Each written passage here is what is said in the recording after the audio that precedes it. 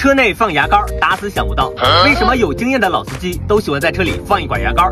你以为是为了好玩吗？你错了，其实啊，牙膏的作用还多着呢。第一，咱们的车上不知道什么时候出现了划痕，其实它最怕牙膏，咱们只要把牙膏涂抹在划痕处，用毛巾来回擦拭均匀，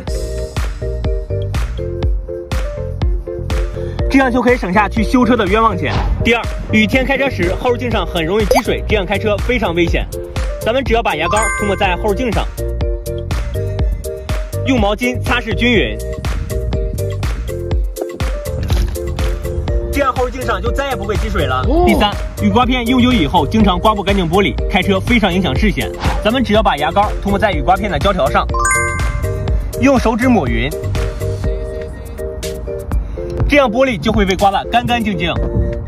第四，发动机舱里面经常进老鼠，很容易咬坏车上的线路油管。